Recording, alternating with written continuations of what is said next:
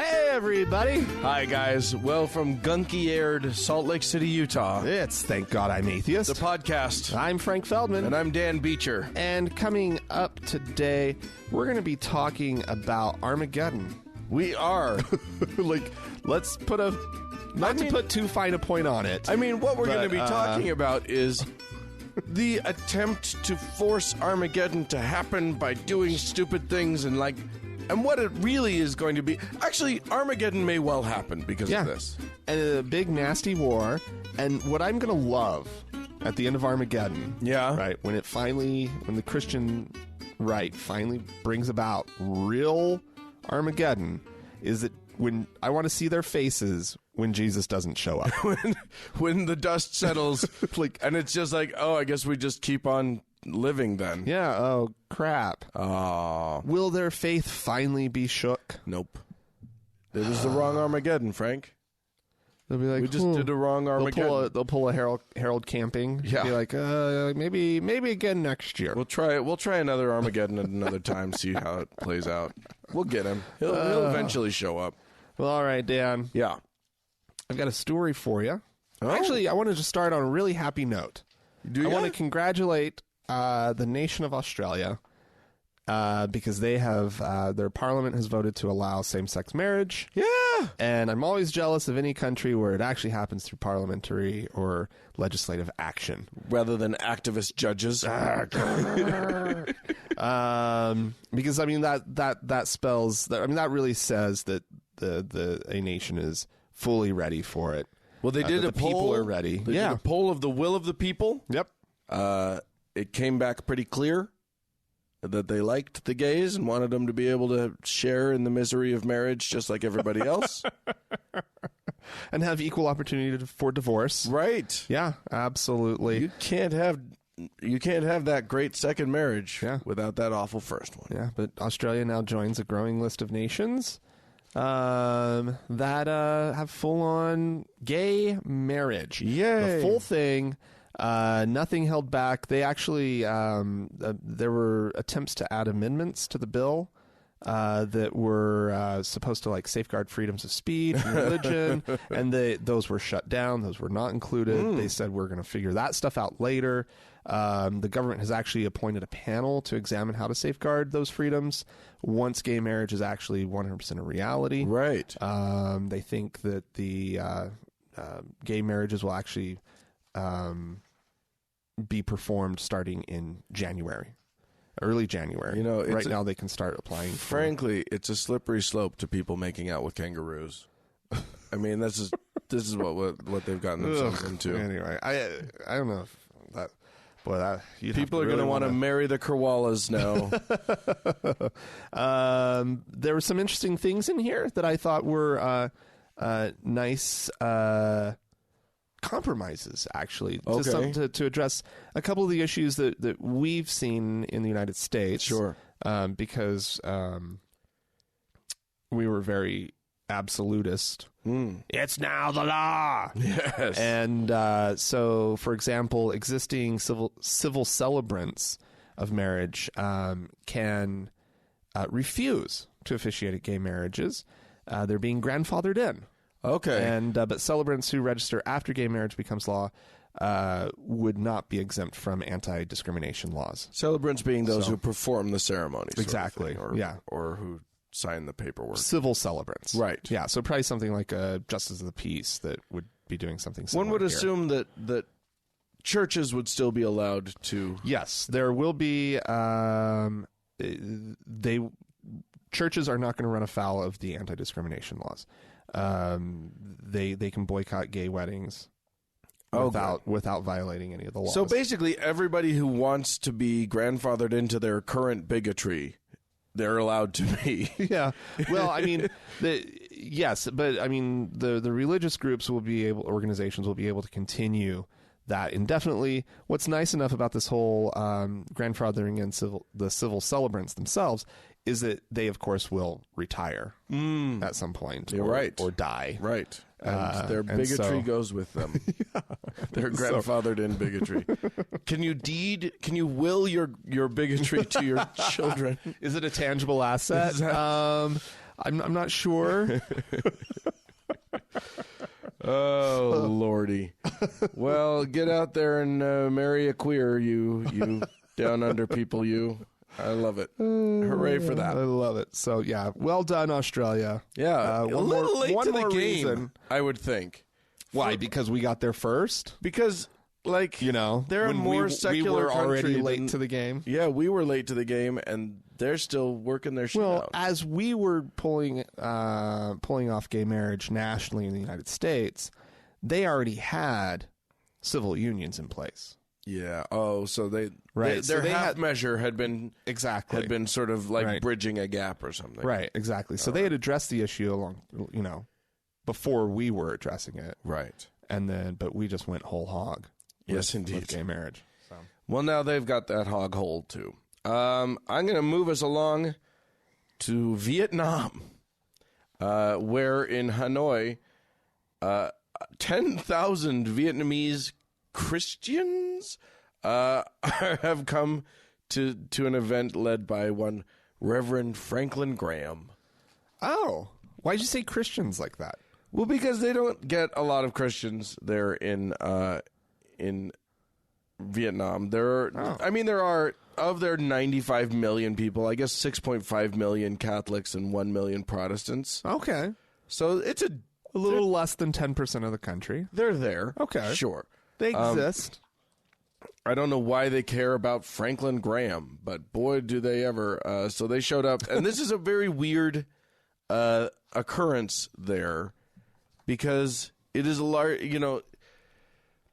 despite a lot of changes that have been made in the past 50 years, it's still theoretically run by the Communist Party.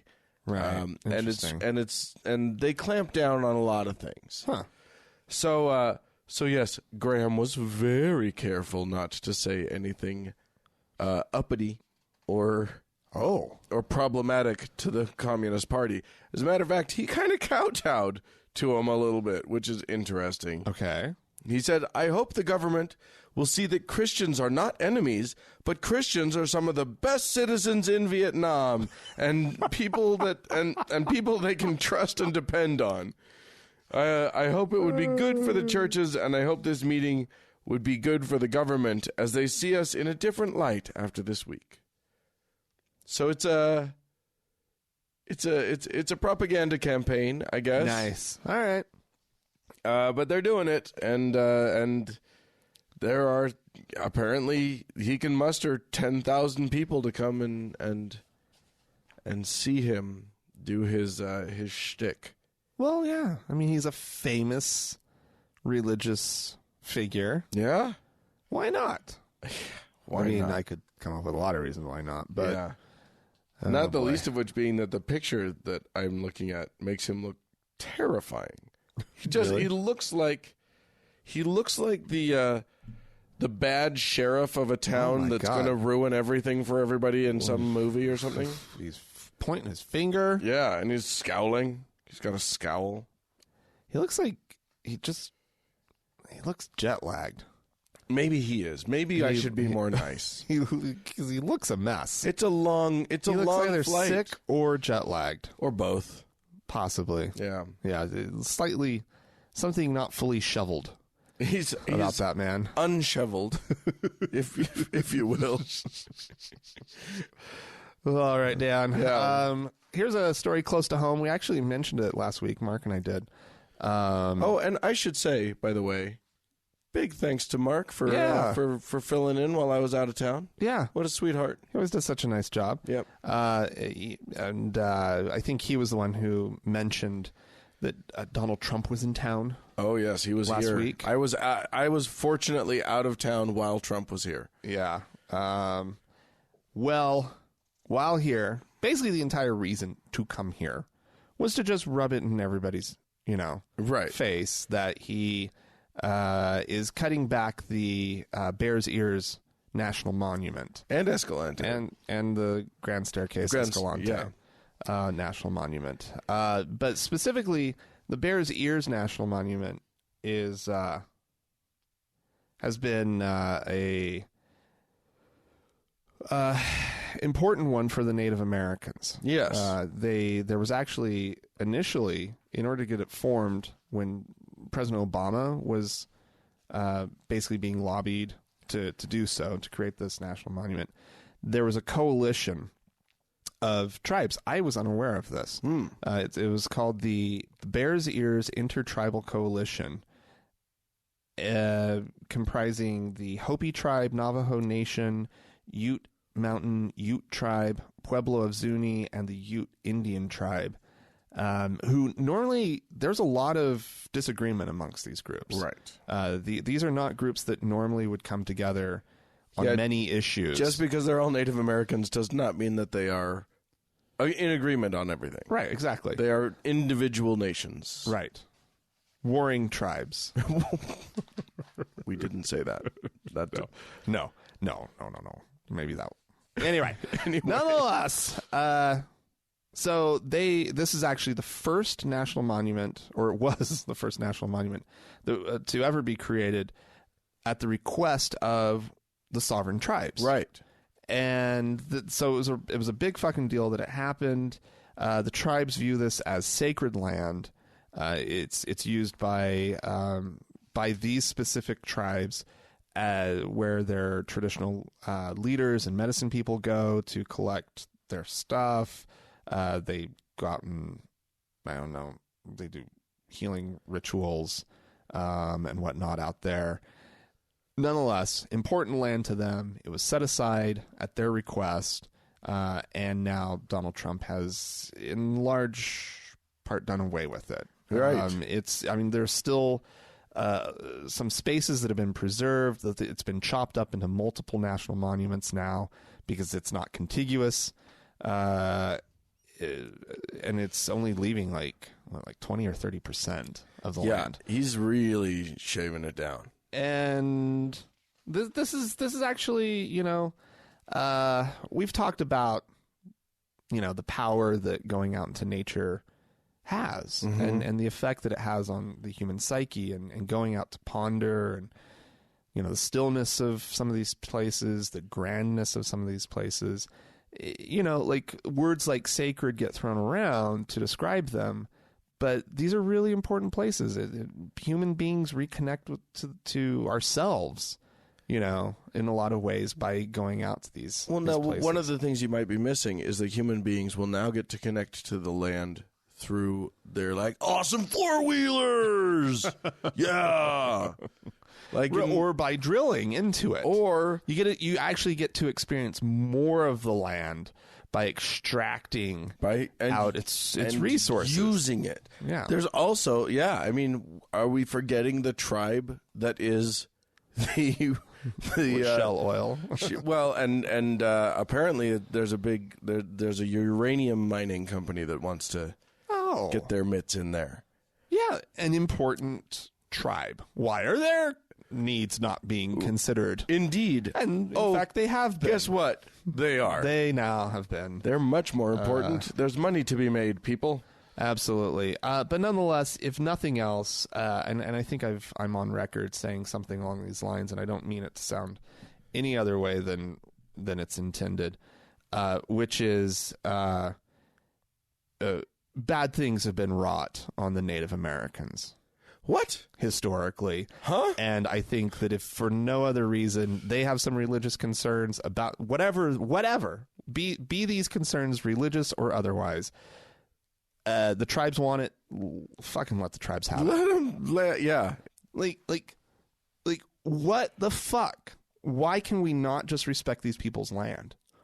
Right. Well, because this wasn't specifically their land, but by using a national monument as the designation for this land, it was able to be preserved and protected for all of these tribes to use. Right. Yeah. And no more. Not no more. They get a little bit. There's some of it. You can have one ear. Right. You can't have all of the ears. You can have one bear's ear. Is what you can have. You get a bear ear. You get one bear's ears. Right. Just bear ear. You get a bear ear. All right. Well, I'm going to move us on to Rome. Yeah. Where that Pope Francis feller. Oh, he's He's a keeper, that one. Well, oh boy. He's been called a reformer since he got in there. I know. And huge reforms have been happening. Oh, amazing stuff. He barely can recognize the Catholic Church at this point. It's not even the same church. Really not. It's like Vatican 3, 4, 5, and 6 have all happened, and you don't even know. Who knows? Who knows what's even happening? And here's another example of that. Uh-huh. He might change the Lord's Prayer. What? He's thinking about it. He's considering it. The Lord's Prayer, for those of you who don't know. You can't change the Lord's. It's the Lord's Prayer. No. It's not the Pope's prayer. No. This is the Lord's Prayer. We can change it all we want to. Keep your. I once did a blog post about the Lord's Prayer because I was reading in the Bible, and I was just sort of just scanning through randomly. Got into Matthew. Lord's Prayer pipes up in Matthew. I'm like, oh. Now, what's weird is I'm a Mormon, or former Mormon. Right. We never did the Lord's Prayer in the Mormon church. No. But it's so much in pop culture that I was plenty familiar with it. Sure. So I'm reading through it, and it's like, give us this day our daily bread, and forgive us our trespasses. Debts. No. Debts is what is in the King James, because the word, I guess it can mean, but no, in the Bible it says. So where do we get trespasses? Because there's this quibble on whatever the original, I think it's Greek word, is about what it means. It can mean either I did a whole bunch of research about it just to figure out what the fuck was happening, right? And why aren't they using what's in their goddamn Bible? Oh, I like forgive us our debts. As we forgive those in debt to us. Oh, no, I don't like that. Right. I think that's what happened, was a bunch of people were like, no, Roger still owes me that $10. I'm not going to, let him get away with it. He'd never forgive me my debt. No, that guy, you kidding me? Anyway, so this new proposal is nothing to do with forgiveness of debts, because obviously the Vatican doesn't want to get into that whole quagmire. No, dear God, no. But there is that line about, lead us not into temptation, but deliver us from evil. Right, okay. To which he says, well, no, God doesn't lead you to temptation. Right. To which I say, that's some news to me. Interesting quibble, because God made me this. God makes you one way, and then you feel like you gotta masturbate. Right. That's, to me, if God made me in a way that makes me feel like I have to masturbate, that's God leading me into that temptation. Right. If he then says, no, don't do that. Anyway, the Pope doesn't like that line. Okay, so what is this? This is about translation more than anything. Well, sort of. I mean, so there's this article that I was looking at quotes Reverend Ian Paul, who's an Anglican theologian, who's very worried about this whole thing happening. Oh. He says the word in question is, this is the Greek word he's talking about, is pierasmos. Oh, pierasmos, yeah. Which means both to tempt and to be tested. So on one level, the Pope has a point, but he's also stepping into a theological debate about the nature of evil. In terms of church culture, people learn this prayer by heart as children. If you tweak the translation, you risk disrupting the pattern of communal prayer. You fiddle with it at your peril. So, okay. All right, fair enough. I may have chosen this story just so I can say you fiddle with it at your peril. Yeah. Okay, but yeah, is this specifically a quibble with the English translation? Well, apparently there's was he grew up and he's reading the Spanish Bible, and then maybe he's played around a little bit with the Italian Bible now that he's in Italy, and then all of a sudden he picks up a copy of the King James, and he's flipping through it, and he's like, "What the hell is this?" No, is that what happened? No, I think most of these other languages do it the way that the English version does it. Okay. But the Pope has pointed to the French version.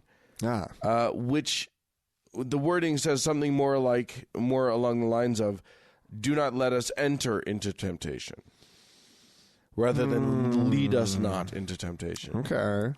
So yeah, really important stuff being discussed at the Vatican.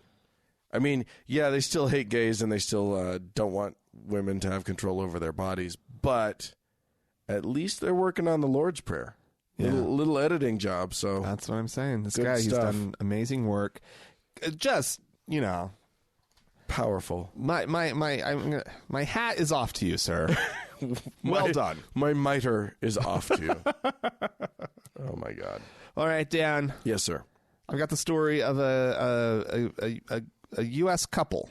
Okay. A couple of Americans. Sure. Married, two I've men. heard of those. Gay couple. Oh, a gay couple. Okay. With a very popular Instagram account. Okay. Until recently, had about 14,000 followers. Okay, that's got pretty me good. That's got me beat.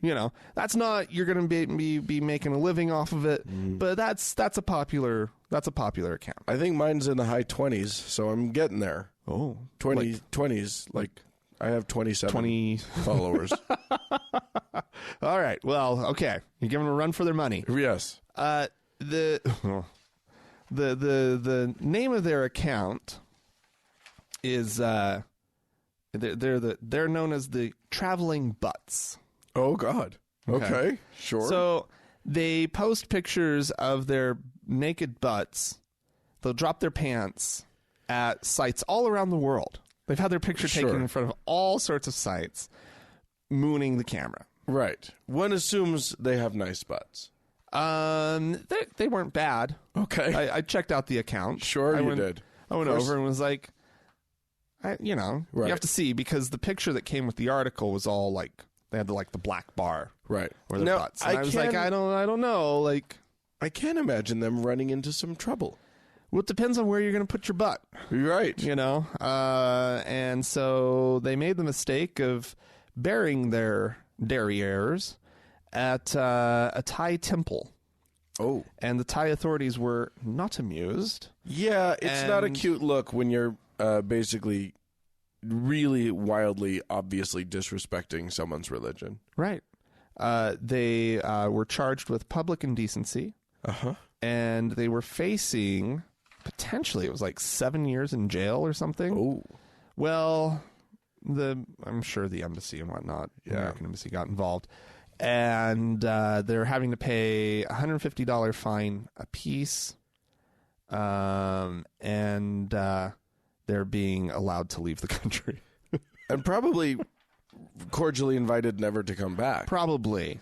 Although they got off super easy. Yes. The account was suspended for a brief... Oh, no, the account was deleted.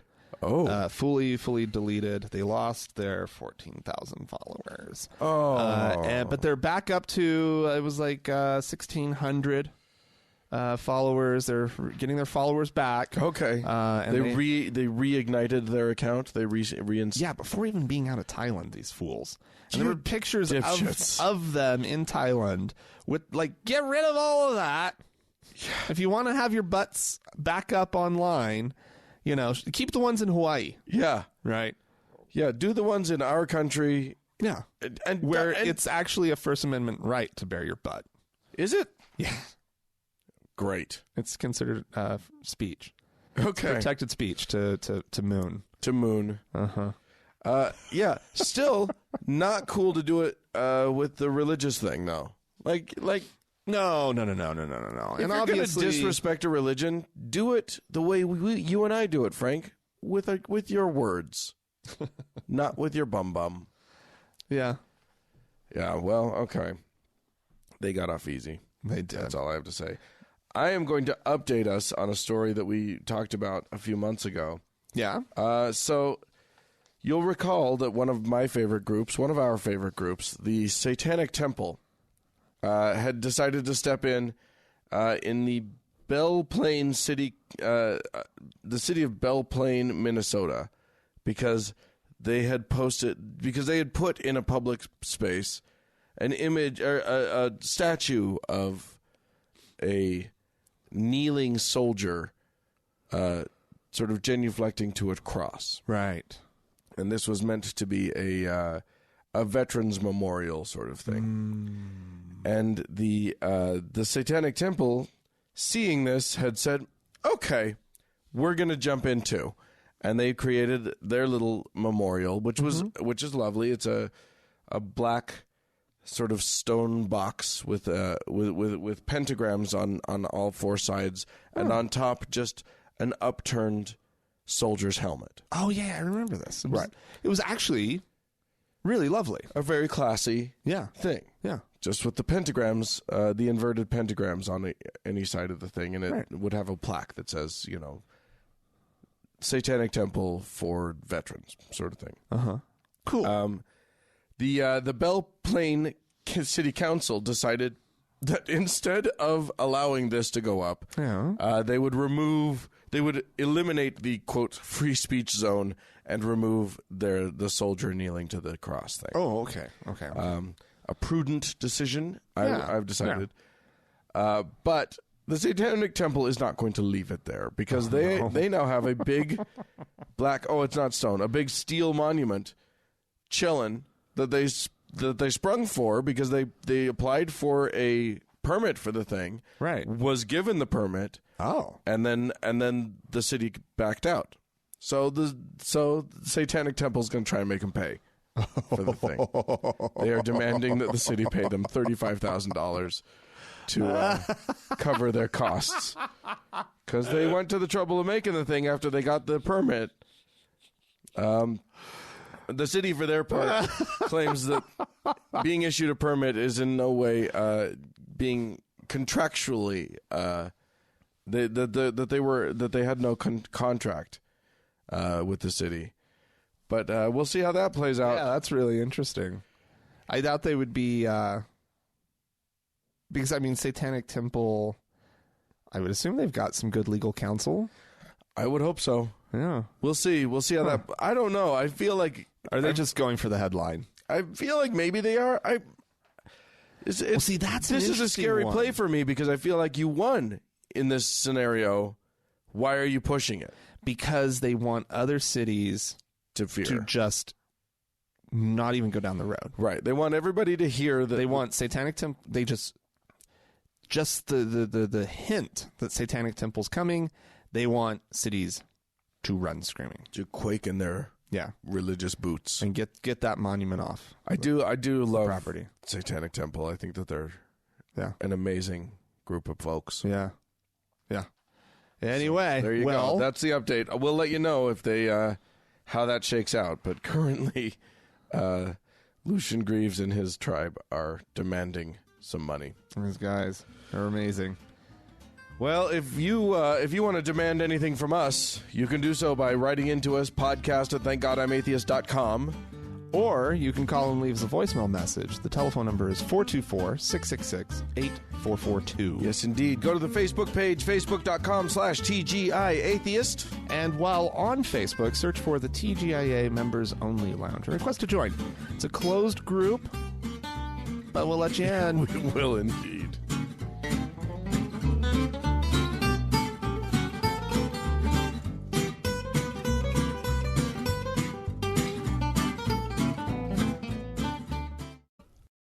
Dan. Yes, sir.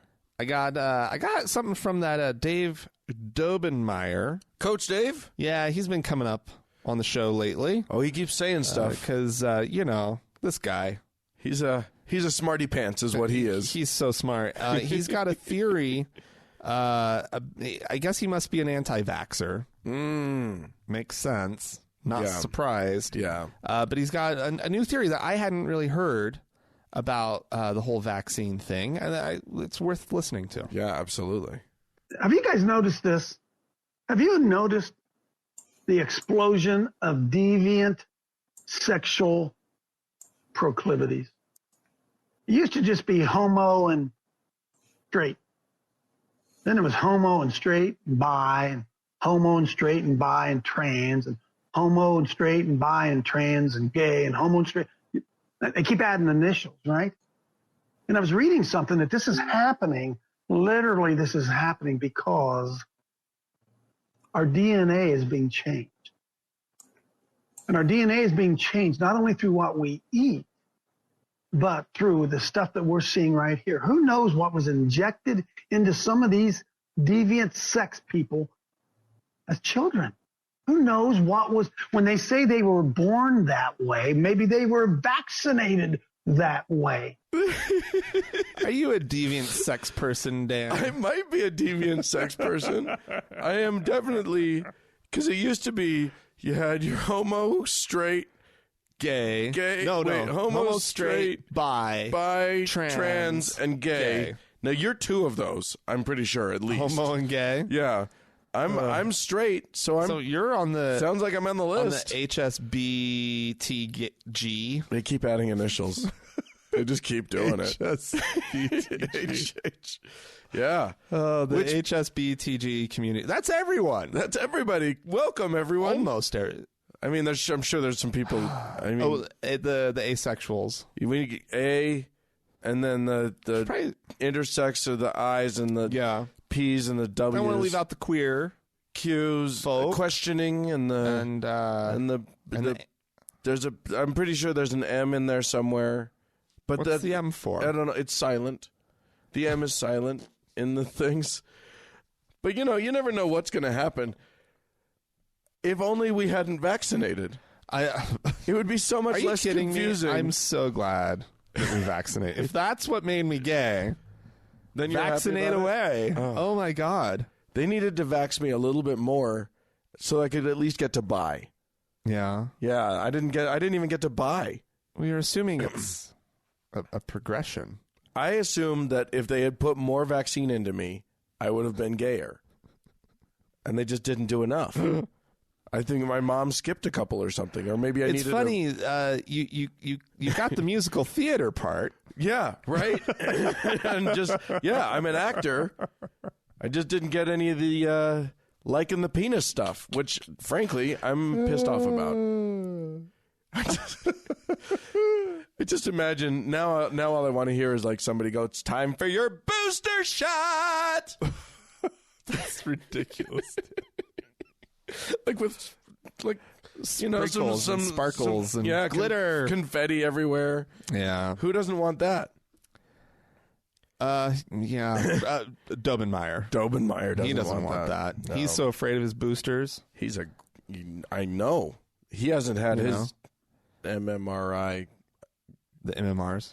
Yeah, I'm just adding measles, mumps, and rubella. Yeah, he hasn't had that booster ever, which is why he got measles. Right. So some folks wrote into us, thought and called in. I think maybe. Yeah. I have a voicemail to play. I got this from Jim. G'day, guys. Oh, it's a good day. Good day. I think we got us an Aussie. Oh boy. I must tell you this story from my youth while visiting Queensland Rationalist Society in Brisbane. It says in the 1060s. I'm going to assume he means in the 1960s. Possibly. I mean, maybe it was happening around the time of the Norman conquest, but I don't think so. The now president and patron of this society was an eminent academic from the Queensland University. His name was Dr. J.V. Dewing. His uncle was James Dewing. Would you believe the Catholic Archbishop of Brisbane? I don't believe it. Who could believe such a thing? The Archbishop was asked by the press, how come your nephew is such an outspoken, rabid atheist? His reply was, quote, well, when he was young, he read all the wrong books. Oh. When told of this statement, Dr. JV's reply was, the problem with the Archbishop was that he didn't read any books. Wow. Zinger! Sapow! Oh. So that's cheers from Jim. Love the podcast. Nice. Jim in Canberra. Yeah. So there you go. There you go. Stupid Archbishop. Read more books. That's the funny thing. Like, oh, he read the wrong books. Well, I mean, that you read the wrong books, dummy. It's just funny that when people are like, "You stop reading the books," right? That'll get you thinking too much. Yeah. Don't read the books. Although I know plenty of people who have read the wrong books and come to some very interesting conclusions about the way the world works. Yeah, I mean, of course. There are lots of books that will lead you plenty astray. Just because it's printed doesn't mean that it's, right. valid or worthwhile. Right. So anyway, all right, I've got a voicemail, Dan. Okay, I'll listen to it with you. So here we go. I'm just going to play it. Hey, Frank and Dan, this is Zach. I work for a rural water utility in North Alabama, and the dowsing rod is something that we've used as well. We call it witching the water main. The thing that seems to work the best is the copper rod, or at least that's what the guys in the field say. From my personal experience, it's just some subtle way of you being able to use your understanding of how the water system was installed, and you can look at it a lot of times and just kind of determine where the water main may lie just based on the way the grass or the dirt is showing. And we kind of use it as a tool just to help us think through it. So that's how we've used it. But yeah, it doesn't work because we found water mains all over the place. So love your show, and you guys keep up the great work. Talk to y'all later. There you go. Yeah, response to the 3 shows ago, we talked about divining rods. Talking about how in Great Britain they were using the water authorities were using divining rods to try and find the water mains. I think that's really fascinating. I mean, he's basically talking about. He's got a pointer. Yeah, he's got a copper pointer. He can also use a laser pointer, right? Or show the crew where dig right here, or a conductor's baton. Just use that if you want to. Could gesture with your hand open, with an open palm. Yeah. Here we go, boy. I mean, what he's got is an intuition confirmer. What the fuck are you guys doing? Just put down. You don't need to use a water witch. What about don't they use like those little metal detector things or whatever? Like when you call the call before you dig thing, right? They come out and they have like a little beepy thing, and they're like boop boop boop, and they just mark all the thing, and it's like if it's too deep in the ground, you got nothing. Well, they have to know. They have listening things. Maybe that's what they're doing Devices. too. I don't know, but and they put the little flags out, and we're living in the Stone Age. Your people. gas line is. That's what we're doing. We're living in the Stone Age. Shit. All right. Well, whatever. You got anything else? Well, we got some folks we need to thank. We have 4 new donors this week that I wanted to thank.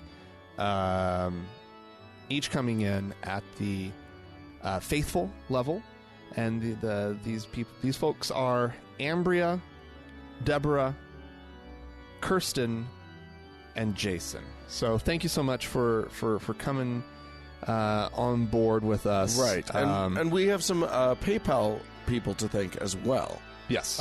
Also at the faithful level, we've got Daniel, Genevieve, and Randy, who donates in the name of Roy Moore. So we need to do a thanks to Roy Moore for donating to our show. Indeed. All right. Also, and we have one person and I have not calculated the level. What's the one up from Faithful? Venerable.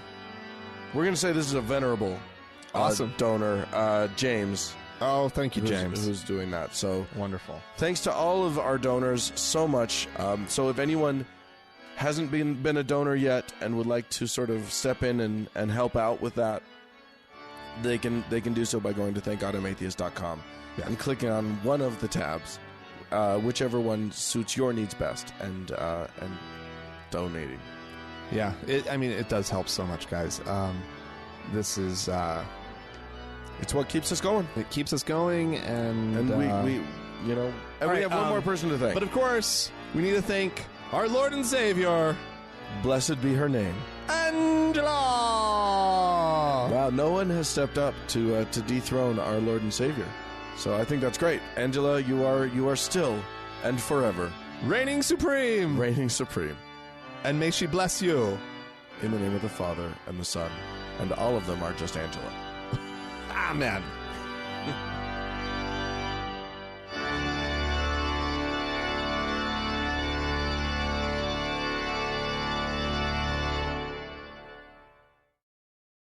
Hey, Frank. Yes, Dan? So, our president, yeah, blessed be him, peace. Oh my God. No, never. That- No, may no peace Come be to upon him. But may he leave us in peace.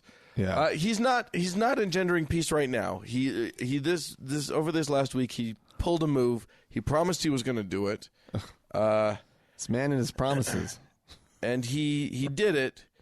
He is going to be recognizing Jerusalem as the capital of the state of Israel. Yeah. And moving the U.S. embassy there. Yeah.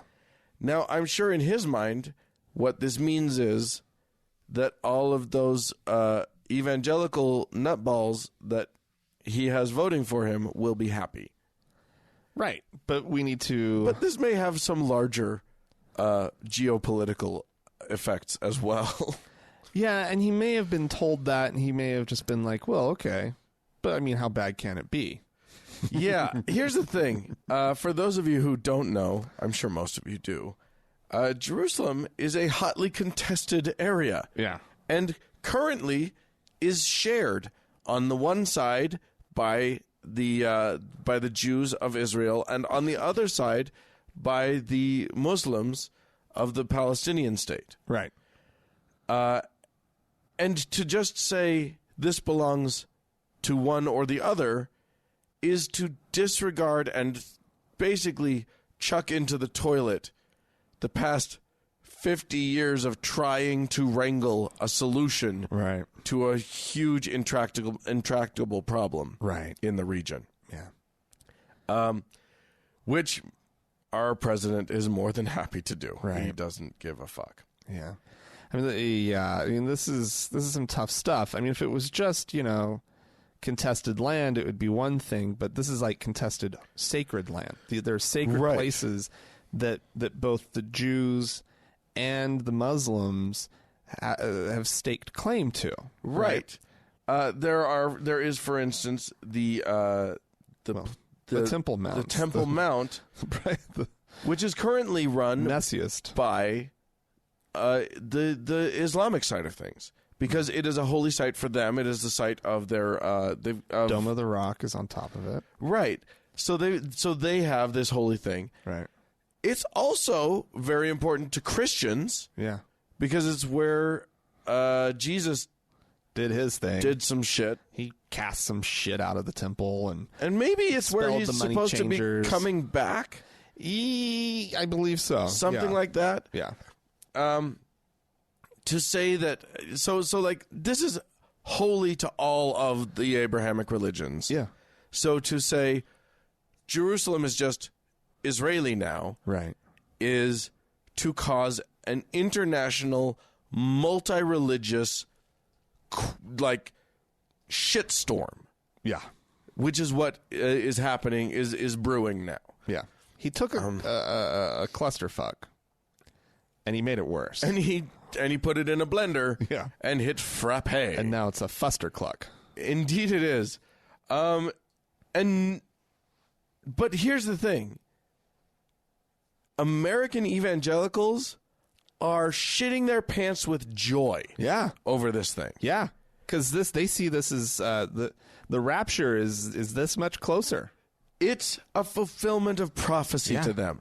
They don't care about the geopolitical consequences. They don't want them. They want They want the war. the war to happen. They want this thing to blow up because that's the only way they get to, as a group, get sucked away up into Jesus's giant vacuum, Right. and live forever in great eternal bliss. And that's what I wanted our listeners not to miss in all of this. Right. Is that what these evangelical pastors have been pushing Trump to do isn't about, I mean, yes, they hate Muslims.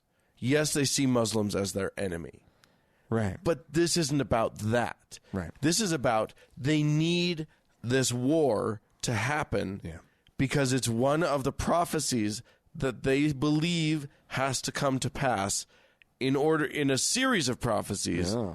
in order for them to get their Jebus back. Yeah. So they're predicted. So like some of those prophecies include. So the Jews, when they rejected Jesus as the Messiah,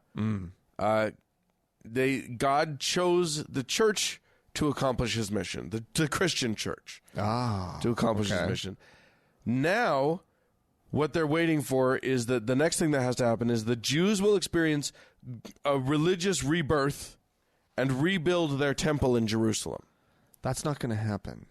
Well, maybe it does now. Now that they've got Jerusalem, they would have to destroy the second or third most sacred site of Islam in order to do that. Yeah. And I mean, are they crazy enough? Are the Jews crazy? Are the Israelis crazy enough? Yeah. I don't know. But with American backing, they'll feel a lot more comfortable getting there. Now, I've got some quotes from Jews on different sides of this thing. Yeah. So maybe we can get to that. But I did want to get through some more of these the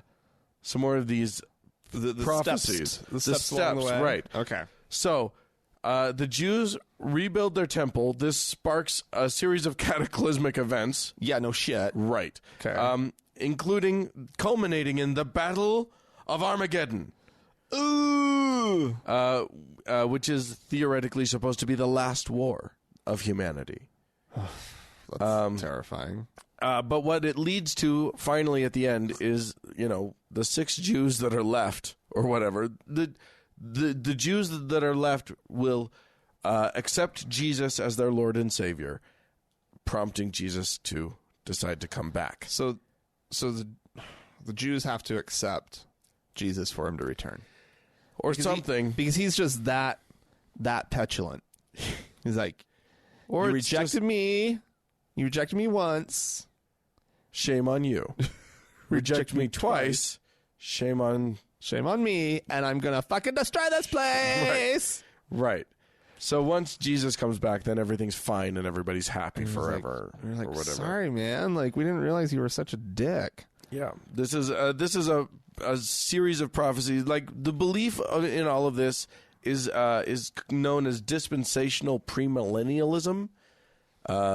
Millennialism, referring to the 1,000 years of peace that happens after all of this goes on. Right. It'll be just beautiful. Right. Amazing. The lion shall lay with the lamb. Right. That shit. It started, interestingly, not back in, the 800s when Islam cropped up. No. Oh, really? This movement started in the 1840s. Oh. Okay.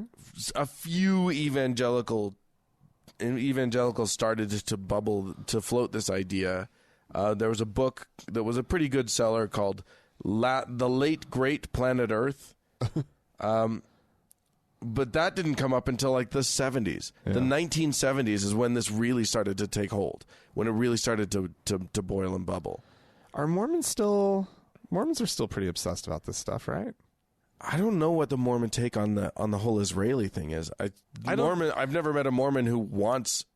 No. The Mormons aren't working on like making it happen. No, that's what the evangelicals are for. But Mormons believe that it is going to happen. Well, they believe in a millennial. I don't think that their storyline is exactly the same. It's not exactly the same, but it has a lot of the same steps. It does, including that there's a war in the Middle East and that the temple's rebuilt. This is an important thing, but it's a Mormon temple in their whole thing. Right. In their world. And that's never fucking happened. I hope it does. They're doing the Rome thing, maybe. Mormons do have like BYU has a whole institution in Jerusalem. Yeah. That they've had for decades now and stuff. The rumor is it could be converted to a temple, like lickety split. This is just bibbity bobbity boo. Yeah, they have all of the folding chairs back in a room somewhere, just ready to go. and the curtains. Yeah, they have all the curtains that they need and little hammers. Yeah, they've got all of it. They're just ready to go. They've got the video projector sealed in a vault, ready to go with all the Mormons. Sealed in a vault somewhere. So. Yeah, and then this all gained real popularity in the 90s when the Left Behind novels came out. Oh, yeah. See, the Mormons don't have a rapture. This is all leading to Christian rapture and stuff. Right. Also, the Mormons' version of apocalypse ends not in, like... 1,000 years of glorious peace and happiness, but 1,000 years of clerical work, which I think is a much sadder. It's a pretty sad that's statement. Mormon heaven. Mormonism. No, that's Mormon heaven right there. Everybody doing genealogy work for 1,000 years. just pushing paper in triplicate. Yeah. And whenever you run out of paper, the earth has become as an and thummim.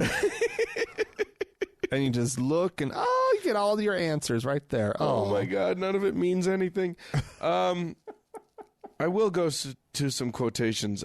Yes, please. From some people, that you might be. Actually, no, I'll do this one. So this, first I'll check in with Rabbi Rick Jacobs. Okay. Rabbi Rick Jacobs. He's the president of the Union for Reform Judaism here in the United States. Okay. So a Jew. Now, a lot of Israeli Jews are leaping for joy about this thing. Oh, okay. Because they feel like Jerusalem is theirs. It's the rightful thing. Well, so just give it to us. And but let's, my understanding is that they already have sort of the seat of power is already there. It's just no world power will actually put their embassy over there because of just sheer terror of what it would do. Causes too much trouble. Right. And so everybody keeps also, the diplomatic shit all is over in Tel Aviv. Right. And not to put too fine a point on it, but any two-state solution that is possible includes carving up Jerusalem, right, or at least coming up with a multicultural Jerusalem. Right. You cannot give sovereign control of Jerusalem just to Jews. Right. If you want a peaceful solution to the Palestinian problem. Right. So here's what this American rabbi has to say. He says, President Trump's ill-timed but expected announcement affirms what the Reform Jewish movement has long held, that Jerusalem is the eternal capital of the Jewish people and the state of Israel. Yet, while we share the president's belief that the U.S. embassy should, at the right time, be moved from Tel Aviv to Jerusalem, we cannot support his decision to begin preparing that move now, absent a comprehensive plan for a peace process. Right. Because, this is going to be a fucking shitstorm. Yeah. And while they want, and we're already seeing the tensions in the street bubbling up. Yeah, people have taken to the street protesting this. Right now, Robert Jeffress, we know him, evangelical leader of the First Baptist Church of Dallas. Yeah, he's got a different take. Oh, he's excited, I bet. Jerusalem is and should be recognized as the capital of Israel. It is David's capital, the site of the first and second temples, the focus of the historians' accounts, the psalmist's songs, and the prophet's visions. It is the place where Jesus, a Jew himself, was crucified, and where he was resurrected. It is the place where he will set foot again on earth at his second coming. So he's made it clear, this to him is about fulfillment of prophecy. Yeah. This isn't about honoring the Jewish claim at all. This is about honoring what will be the Christian claim. Right. We honor the Jews for now. Right. And then later they all have to convert to Christianity. But that's down the road a piece. So Jews, feel good about us. Great. Rabbi Michael Lerner, editor of Tikkun magazine, which is a Jewish magazine that I don't know a lot about, but it's a Jewish magazine. Okay.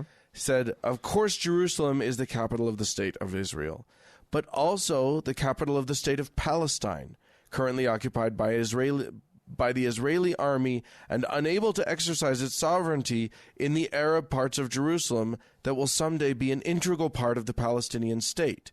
To ignore this fact and instead play to the most reactionary element of the Israeli people and of the Jewish people around the world is to not only be ignorant and arrogant, but also terribly destructive to the possibility of the U.S. playing a constructive role in bringing an end to the Israeli-Palestinian struggle. Right. And that I think is key. Right. Is that Trump has thrown up his hands and said, we're out. we're not doing this. We're not going to broker a peace. We're just going to pick a side and squat on it. But peace will have to be brokered at some point. Somebody's going to have to figure this thing out. And quite frankly, we're out. Right. We are out of it. And the only way that we will be participating in a peace plan is by blowing up helping Israel blow up their enemies. That's a peace plan. Right. Well, yeah, it's a great peace plan. If you kill all of the guys on the other side, you got peace. Which I think can be the only thing that could be described as. I mean, what we're talking about is, of course, it's not just the Palestinians. The Palestinians can't do anything. It's that all of the other Arab countries will rally to the Palestinians' cause. And then we have the entire region in possibly nuclear war. And it's because we do have allies in the region, or should I say ally in the region. There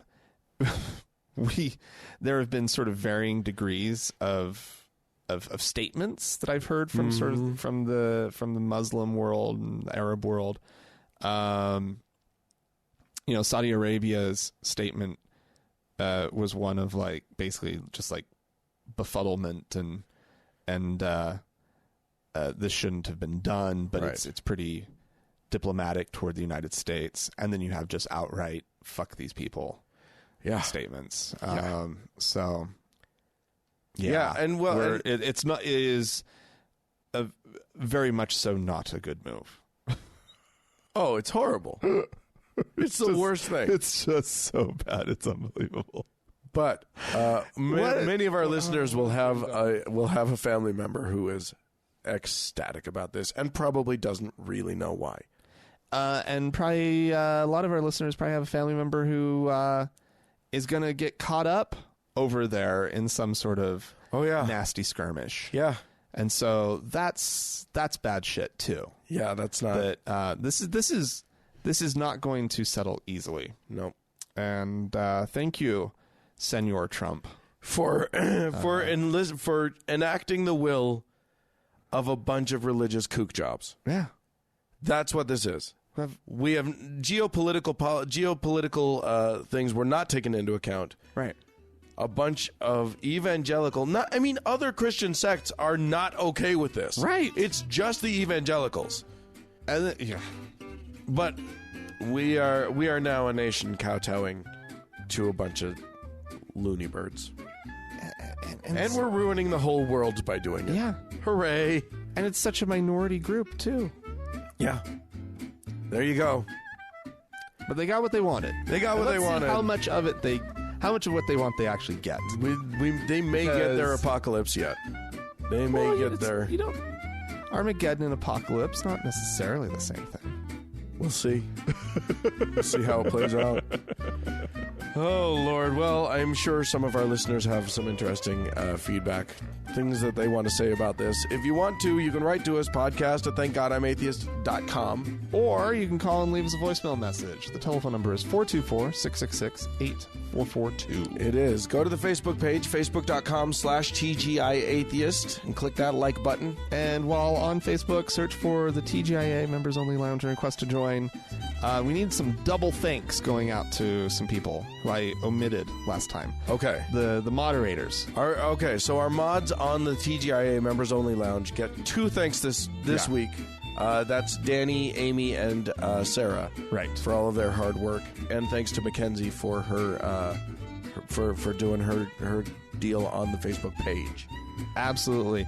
You can check us out on YouTube, youtube.com/TGIAtheist. See what color Frank's socks are. Ooh, they're a pretty color. Yeah. And also, we need to thank the Red Rock Hot Club and Gordon Johnston for the use of their music. Indeed. And thanks again to our patrons. Yeah. And thank you, dear listener, dear viewer, for tuning in. Bye-bye.